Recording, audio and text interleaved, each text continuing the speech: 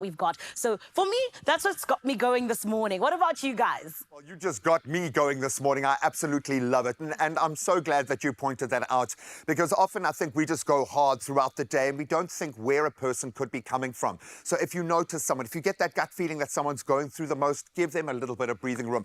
But I am so excited right now. Why? Because I get to, whether it's the ladies, the gents, and everyone else, give you just a little gift this morning, your very own Ken doll to dress all by yourself.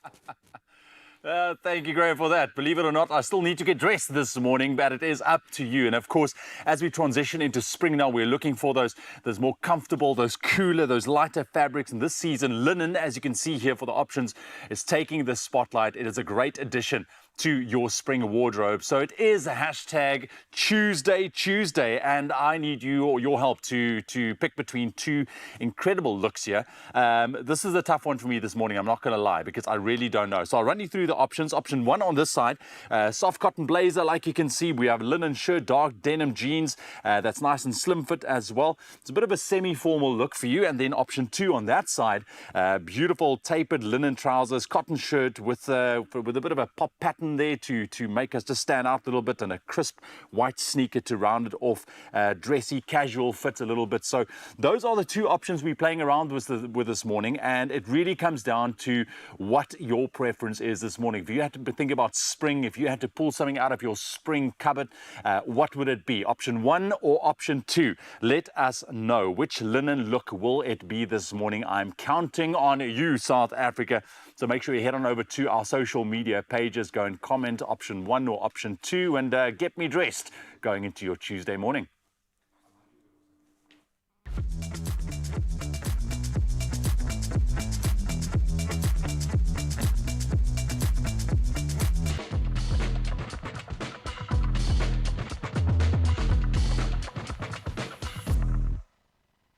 I love the way that Graham put it, our very own Ken doll, Ewan. And for me, I'm going to have to say option two, Mzansi. What about you? Go and let us know, hashtag Styled by Woolies on social media, okay? But right now, we want to hear from you as well on hashtag Expresso Show, all in the name of the Good Morning Post. So we've said that, mental health is so important, but it is for the ladies, it is for the gents, for absolutely everyone. And that is why we want to know.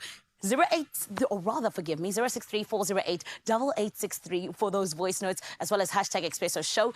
What is that one thing that you do to prioritize your mental health? It could be absolutely anything. I know that for me, one thing that always helps me get through the day, if it's just going a little bit difficult, or rather even just at night when I want to, calm down, is I'll write down my feelings. I'll write down what's going on, and perhaps even, do a little bit of prayer. What is it for you? That one thing you do just to prioritize your mental health? Let us know right here on your Feel Good Breakfast Show. So much to do, so much to happen. But first and foremost, let's take care of business with Ewan with the news headlines. Thank you so much, Danele. 5 minutes past 6 o'clock. Looking forward to all of your comments on social media. Right now, though, let's quickly take a moment and take a look at the biggest news stories for your Tuesday morning. Starting off with your national news this morning, Eskom has promised to maintain power this summer, briefing the media in Johannesburg about its positive energy outlook. Now, load shedding remains suspended, with Eskom providing continuous power for 152 days. Performance has exceeded expectations, with supply outpacing demand since April. However, illegal connections pose a significant challenge, causing network overloading in some areas. Now, despite this, Eskom's summer outlook is optimistic, focusing on reducing unplanned capacity losses, but concerns remain over a recent steep electricity price increase with the proposed 40% tariff hike. And Minister of Water and Sanitation, Phemi Majordina, has received a preliminary report on the recent dam failures near Malmesbury in the Western Cape. She plans to review the report thoroughly before releasing the findings.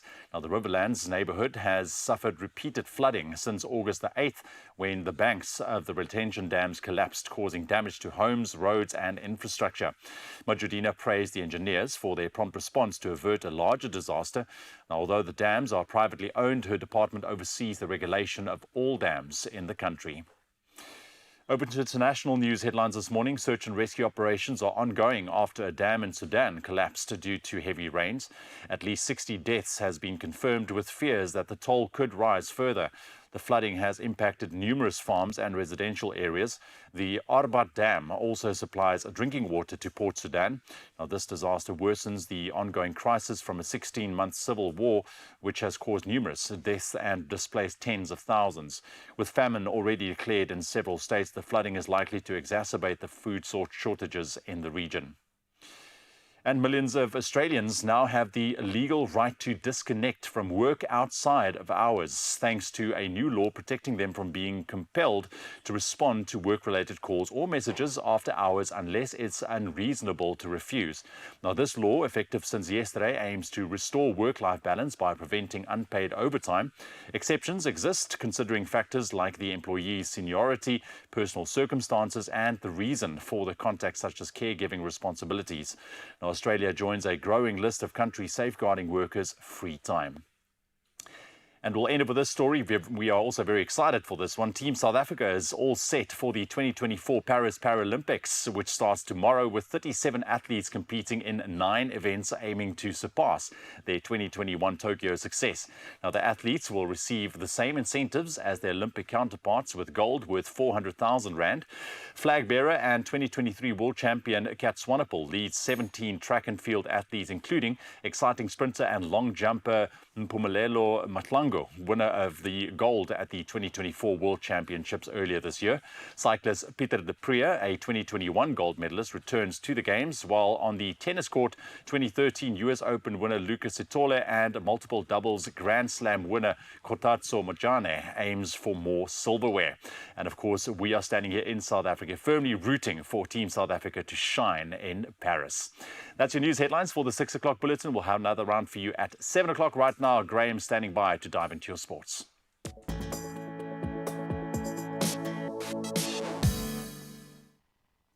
Thank you so much, Ewan. After you got us excited about the Paralympics impending action, let's delve into some of the news that's breaking this week. And the Springboks facing a lock crisis, sadly, it seems, ahead of Saturday's test against the All Blacks at Ellis Park.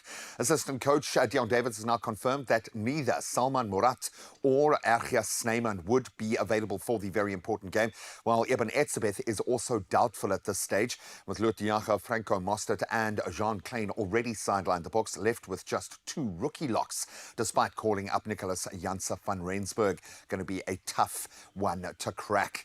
Now we turn to tennis. And Dominic Thiem's Grand Slam journey concluded at the US Open, where he once claimed his only major title back in 2020. The former world number 3, hampered by injuries, fell to American 13th seed Ben Shelton in straight sets. The big server looking good, now marking his 8th first-round exit in his last 10 slams.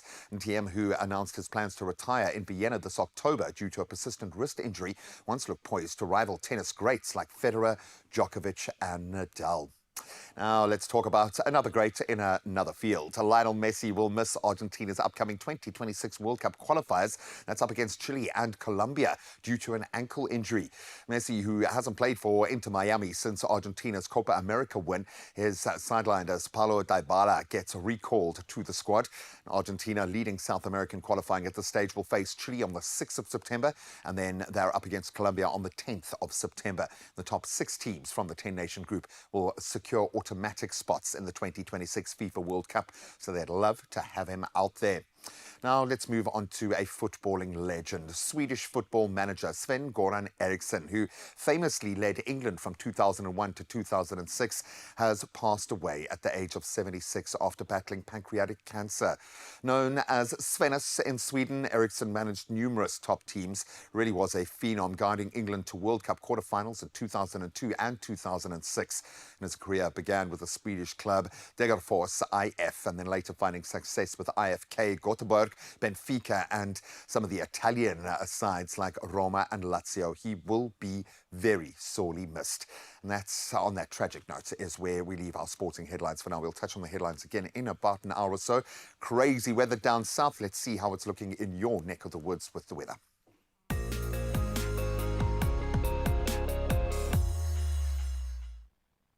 This is what you might need to be careful of today as you step out, my lovely. First and foremost, the South African Weather Service has issued 2 orange level 6 warnings for today. Damaging coastal winds and waves are expected from Lambert's Bay to Port Alfred, while damaging interior winds with the risk of runaway fires are forecast for parts of the Garden Route, Overberg, Cape Winelands and Central Karoo in the Western Cape. Disruptive rainfall is also expected in the Cape Winelands, Cape Town and parts of the West Coast. This is an intense cold front and it will impact the Western and Northern Cape today and tomorrow. Additionally, a yellow level 2 warning for damaging winds has been issued for parts of the Eastern Cape, Southern Northern Cape and Western Free State, with extremely high fire danger conditions expected across most of the country. So please remember to be super safe and just watch out. But you also know that we always love to hear from you on 063-408-8863. My lovely, what does your view look like this morning? What is happening? Is it a beautiful sunrise? Is it a little bit cloudy, but it's got some character?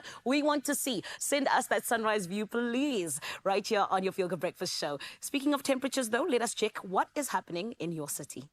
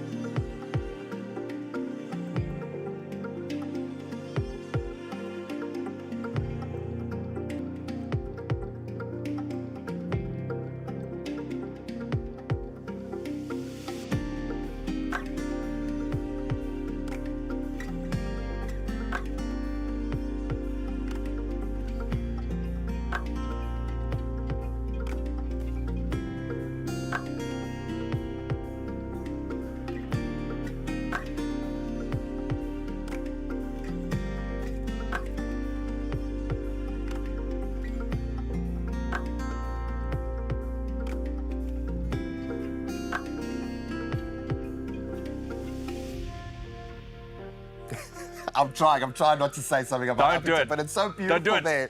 It's just so lovely, and it has its own little weather system and everything. I'm coming, Uppington, I'm coming. No, we've still got 3 hours to spend with you right here at your Feel Good studio, and we're going to hopefully make it as feel good and empowering as possible. We're taking a focus on mental health this Yes. morning, in particular being Women's Month. We are taking that particular lens. So if you are a woman right now struggling with the pressures of life, of your job, of just society's expectations, it is a real thing, first of all, and there are ways that you can relieve that pressure, connect with the community and talk. So please engage with the conversation. We've got a brilliant panel coming to discuss. Absolutely. Look, we've got so much advice heading your way this morning, specifically also with your skin and the changing of seasons, remedies for dry and itchy skin. If you are battling, well, we're going to sort you out this morning. So stick around for that advice as well heading your way on your Feel Good Breakfast show. We'll see you just now.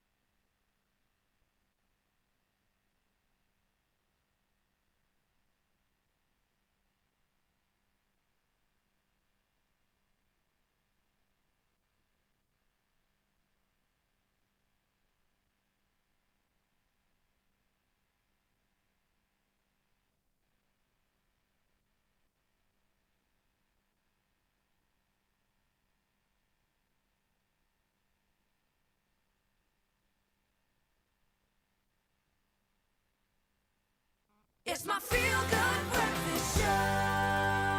Good morning, Zanzi. You're on your Feel Good Breakfast show right here on S3. And this morning, we are prioritizing our mental health. My lovely, if you did not know, according to a world report in 2021, apparently South Africa ranked amongst the lower countries in terms of their mental health challenges that they face. Unfortunately, saying that, yes, we do indeed have a mental health crisis. And we say that because amongst the 300,000 individuals that were chosen to be a part of that specific report, it was shown that South Africa was not doing so well. So this is why this morning we've called in some lovely ladies who are going to be helping us out in terms of understanding how it is that we can possibly allow our mental health to be a little bit better, but also more than anything else, how we can help out our fellow ladies as well. So let's welcome to Expresso this morning. It is none other than Dr. Karen Luck as well as Dr. Rushda Olafir, and they're going to be chatting to us all about societal pressures that women face and a whole lot more. Ladies, welcome to the show. How are you? Good, how are you? Amazing, thank you. Rushda, I want to start with you, please. Sure. In terms of us and talking about women with their mental health when it comes to societal pressures, as well as even, gender roles, what exactly is it that we're looking at in terms of mental health? So I think when it comes to societal pressures, there's a lot of different things that women feel that they need to be, how they need to act, things that they need to be doing. And when they break that mold, when they sort of deviate from the norm, then it leads to a lot of self-esteem issues where, they do a lot of comparisons, but she's a mom and she works and she's doing so well and here I am. And I don't think social media always helps that because people obviously put forward a front that isn't always what's happening, but it does sort of worsen the social construct of what womanhood looks like, right? Yes. So that's the one thing. I think over and above that, women typically will manage lots of different roles, which can become mentally taxing, exhausting, leading to burnout, those types of things. And then obviously we have hormonal changes that cause different conditions in women than it would in men, for example, as well. So there's a lot of different pressures that women struggle with. And I think in this country specifically, one thing that we genuinely cannot ignore is also the gender-based violence issue, epidemic, if you will. And that's something that causes a lot of mental health issues in terms of anxiety, depression, PTSD, and those kinds of things. Yeah. And it's just unfortunate that it's the sort of world that we live in this country. But it's important to recognize it, I think. It really is unfortunate. And, even when I was looking at us and having this conversation, I even forgot about gender-based violence. That is something that is a huge problem in this country. And I can imagine it affects so many of us, those who are affected directly and indirectly. Sure. But, Karen, I want to ask you, when we talk about race as well as economic status and all of these different things that, we might hold or be, how does this affect women's mental health? And how can we better support women who come from different backgrounds? If we go way back to World War II. Women, when the men were shipped off to war, women took their place in the workplace. True. They started servicing the telegraph. They did postal services. They even went as far as to the ones making ammunition. Yes. And that was what they did and started taking their place in the workplace. And that is where I think we forgot that mental health issues really started because the pressure of the workload being placed on them. So if we look at race specifically, I don't think mental health chooses race, but we have to deal with what is expected of each different culture. Yeah. And there are different roles ascribed to women from different cultures. So I've recently had a client in my office. She was a Muslim lady. And she was complaining about the fact that she's a professional, she works hard, she studied hard, she's been promoted through the ranks through hard work. And in her home, this is not appreciated and accepted because it goes against the social norms of her home. And that creates a lot of anxiety and depression.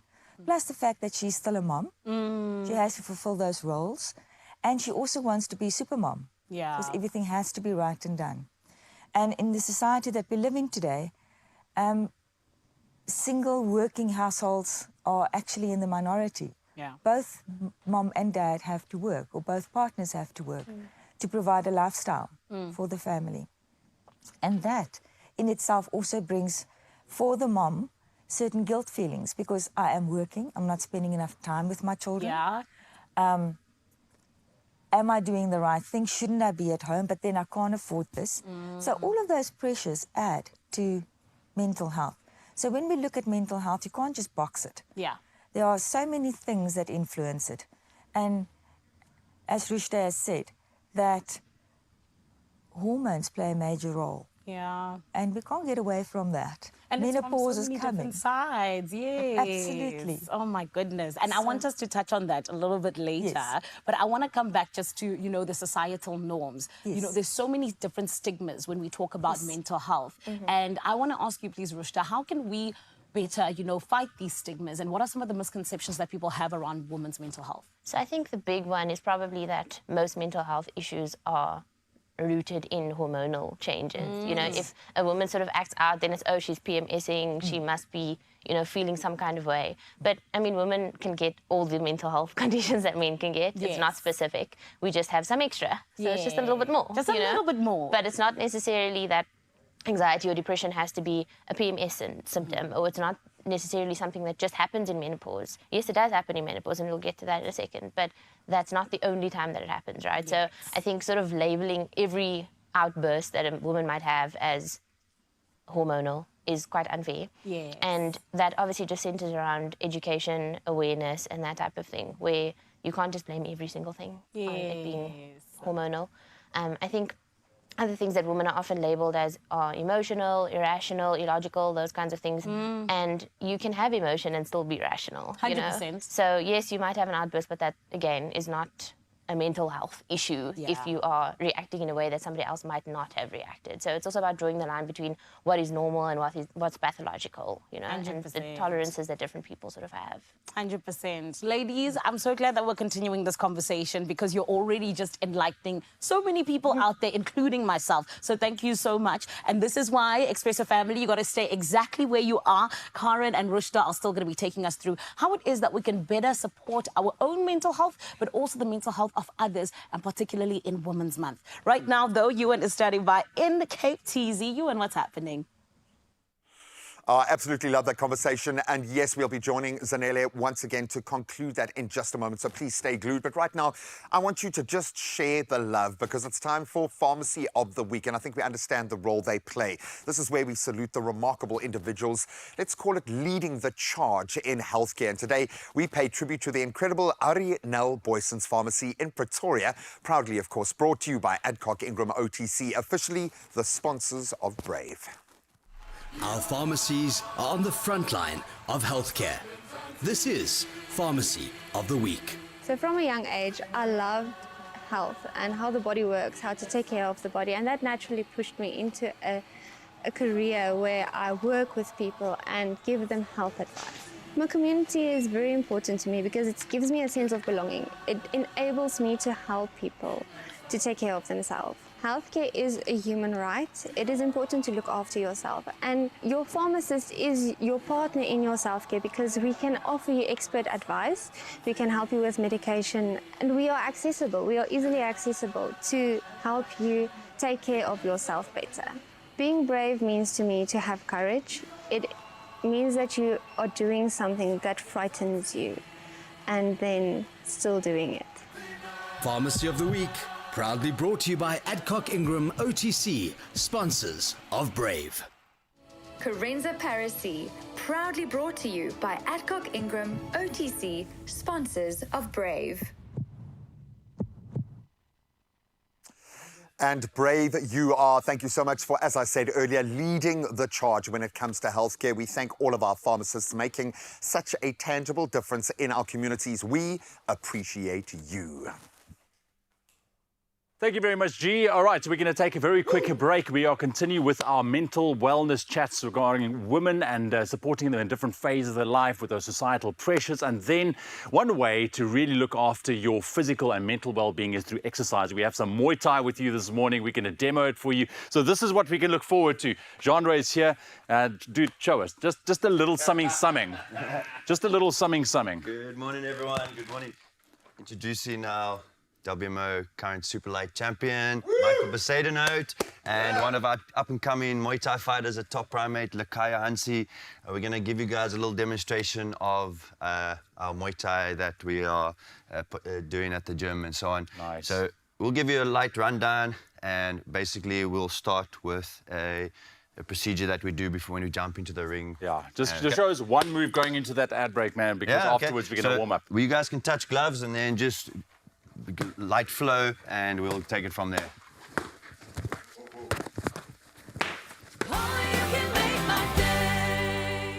With 5 times greater plaque reduction than brushing and flossing alone. For a cleaner mouth and healthy gums. Completes the clean with Listerine.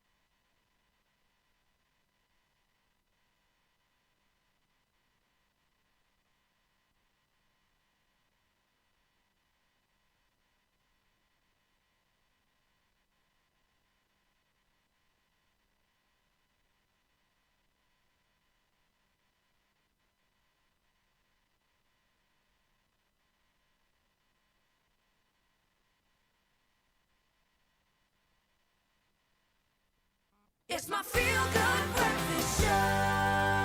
It's always a good morning when we are able to have important conversations right here on your Feel Good Breakfast show. And I say this because we're talking about one of the most important parts of our bodies, the brain, if not the most important. And it is all about how we can make it healthy, my love, how we can understand that, in fact, we do need to look after our mental health and how we can do so by building resilience against mental health challenges, as well as just us hearing about the different ways in which we can cope when it comes to those really big life changes. And this is why we've got Dr. Karen Luck as well as Dr. Rushta Olafir with us. And ladies, thank you so much for being here, because when we talk about ending of Women's Month with a bang, I think this is exactly it. Finding out how we can, in fact, tap into our superpower of being a woman with the best mental health. And Karen, I want to come to you, please, in terms of just us talking about the resilience I spoke of now. You know, how are we able to actually do that when we are trying to build mental health resilience, but also in terms of navigating, you know, things that might come at us when we talk about, you know, big life changes? Big life changes. Let's start there. Big life changes in most women's lives is when they go from being a young girl into adulthood and then becoming a mother, first-time mothers. Yes. The stress of being pregnant, the hormonal changes that happen, and then thereafter to be a mom has a major impact on how we view ourselves and our capabilities and being super mom. Yeah. Huge thing. Then we talk about hormonal changes, as we addressed earlier. Menopause is one of the biggest changes that happen. In that time, women start feeling that they are no longer what they used to be. They're slower. Their memory goes. They feel depressed. They feel disconnected from a lot of things. And they don't understand what is happening to them. And not knowing and having access to various platforms where they can seek help is a big problem. Yeah. It really is a big problem. So how do we balance work-life stress? Very difficult one. Yeah. So people need to be in touch with what their own needs are, especially what I'm good at. What do I need to relax? How do I relax? How do I find proper nutrition? How do I do fit exercise into my daily life, and how can I still be a super mom? Yes, and like you said, so many of us want to be super moms, Absolutely. you know? Those that are already moms, those that are one day wanting to be moms. So then I want to come to you, please, Rushta. You know, when we talk about trying to support other women, you know, during these life changes, how can we do that? So I think it's really about building that community, building your village, you know, taking the help when you can. Because often, as Karen was saying, there's a lot of sort of guilt that comes from me being an incapable person in terms of being able to manage work and looking after a baby, or the Yeah. transition from going from maternity leave back to the workplace, for example. So if people are offering the help and it's true and genuine, then we also need to be comfortable to take it and be able to make that call to say, I am struggling, and seeking out help, because help does exist. And yes, it starts with diet, lifestyle changes, all of those things. But if it's bad enough, you know, maybe talking to a therapist would be helpful if you feel like you don't have a support structure that's conducive to you getting better, or feeling like you need medication, which is not a failure on your part, you know, it's not a comparative thing again where it's other people do this every day, why am I struggling? Yeah. It's just recognizing your own needs and really honing in on that and being the best that you can be. Because like she said, if you don't know that it's there, how are you going to know to look for it? How are you going to know to seek out answers and help?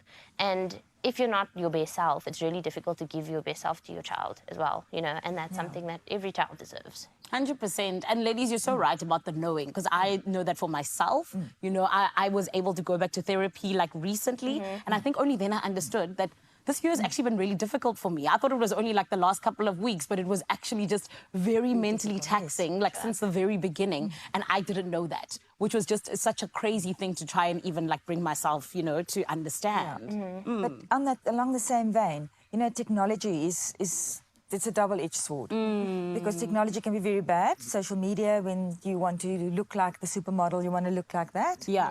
Extra pressure. But in terms of technology, there are so many self-help platforms Yes. that you can access, self-help groups, information about various types of mental health, Yeah. you know, disorders that you can actually access, which, if knowledge helps you to plan forward Yeah. and take charge of your life.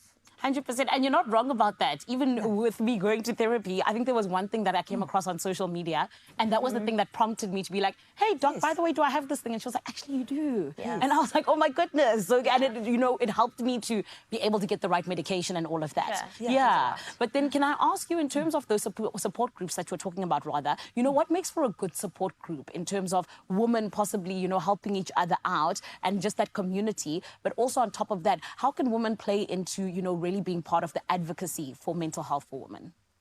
I think they've got to speak out. So knowledge helps. So if you join various platforms, groups, there's a mother's group, there's a depression group, there is an anxiety and depression group. There are so many platforms that you can access where you can talk about your problem. And once you are talking to others that feel the same things you do, it makes the load lighter. Yeah. And we move forward. Yeah. And people don't always realize that they need to access that. Yeah. You know, and physical exercise. It raises the endorphins. Yeah. It makes you feel better. Being out with others in the same position as you, that all boosts mental health. Yeah. And people just need to be made aware of it. I love that. And Rishta, what would you say to anybody that might be struggling with their mental health right now? I think it's really important to start looking for those resources. And like she said, you know, technology is really helpful in that sense. I've had many patients come through and say, you know, I saw this TikTok. I saw something on Instagram and it made me think that I tick all those boxes. Maybe that's what I have. And sometimes it's not what they have. But most of the time it actually is, right? Yeah. And they might not have known and sort of been living ignorantly. Yeah. You know, so it's really helpful often that it's a new platform of awareness, I suppose. Yeah. And just using that to make those decisions, you know, check in with other people to say, do you think that this sounds like me? Does this sort of resonate with you when I describe myself? And then obviously taking the necessary steps in terms of seeking out help, whether that's therapy or whether that's to see a healthcare practitioner to get onto medication or Yes. just discuss what the options are and get a diagnosis. Amazing. So social media isn't all bad. No. I love that. Coming from the doctors, we can trust it. Ladies, thank you so much. This was such an important conversation, and I feel like you guys led us through it so beautifully. So thank you, and please continue doing the amazing work you're doing. Thank you. Thank you. It is always so beautiful to be able to have these conversations, as I keep saying. And my love, I hope that you do take the time to check in on yourself, like the doctor said, and more than anything else, check in on your loved ones as well. It is all about us ending off Women's Month on a high, and we're doing so by talking about the most important thing, our mental health. Right now, though, I know two people who are very good for my mental health. It's Graham and Ewan. And right now, Graham's in Cape Town. Graham, what's happening? Or rather, forgive me, Ewan, what's happening?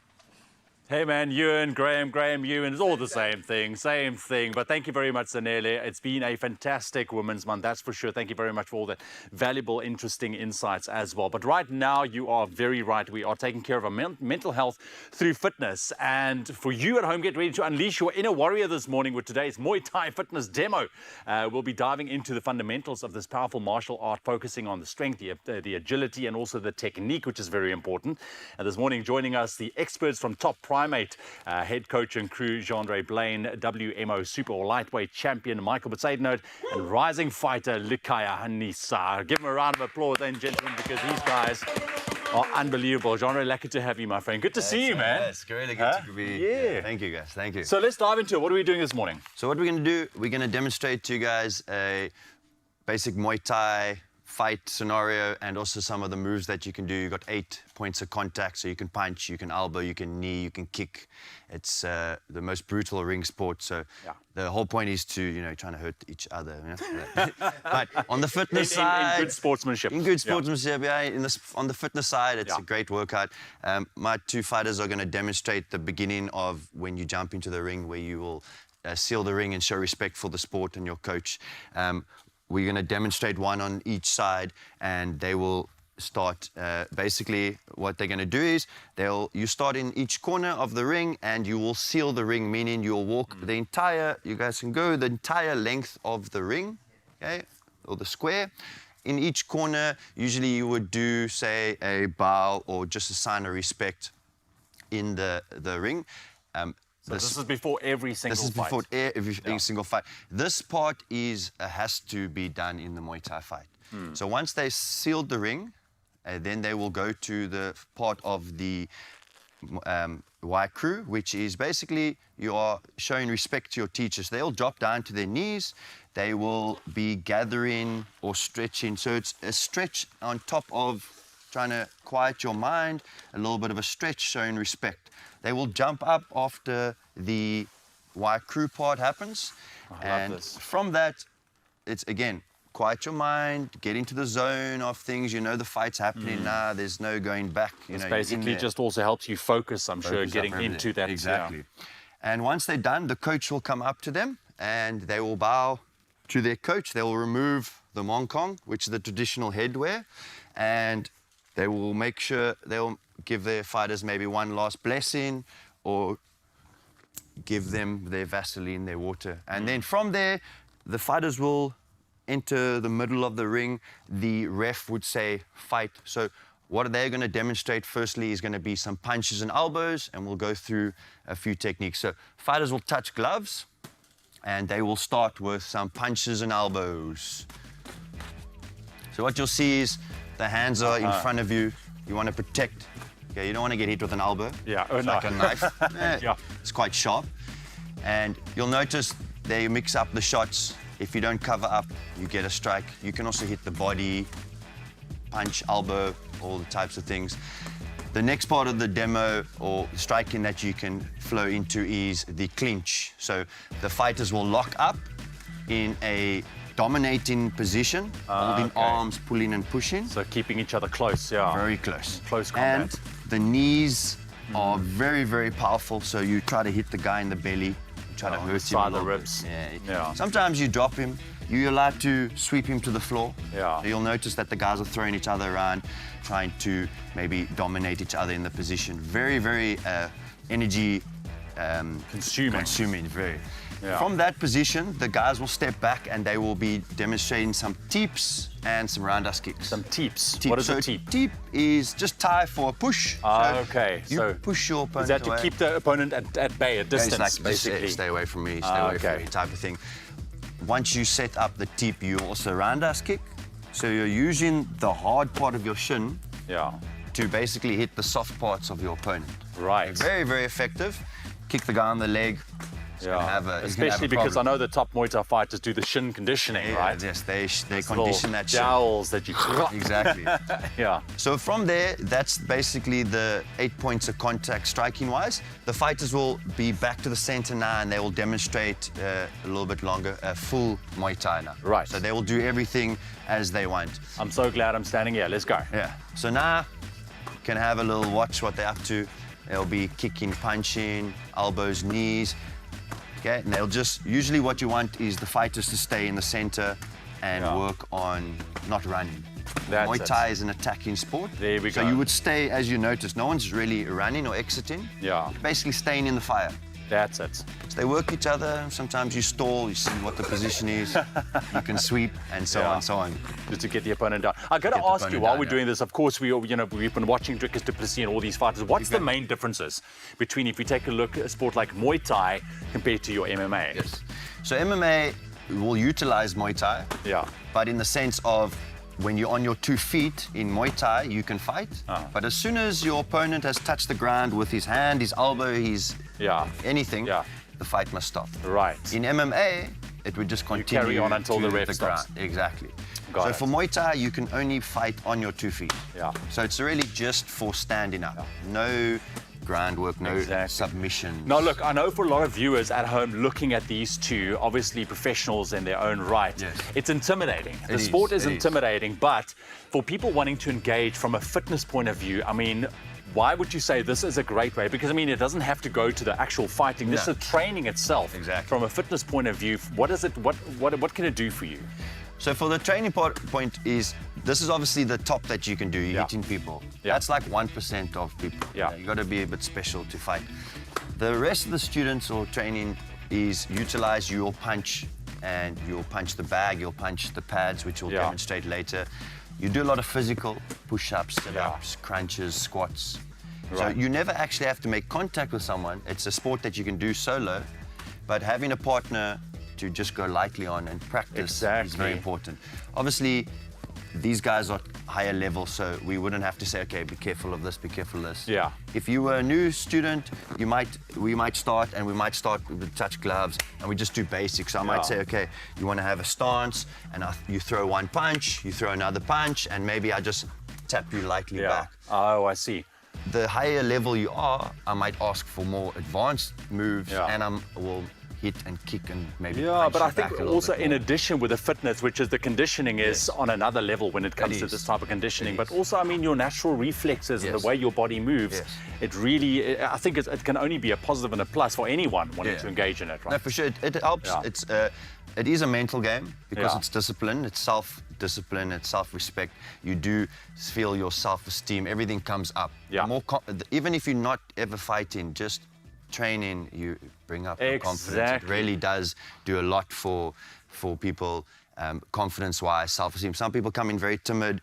After a few months, their confidence has grown. They're just glowing and absolutely. amazing. But I remember going through, the boxing training that I've done a couple of years back. I mean, just in terms of how you feel, how you carry yourself, the confidence that comes with it, knowing that you are fit and strong and you're feeling good in your skin. Gents, thank you very much for joining us. Really appreciate it.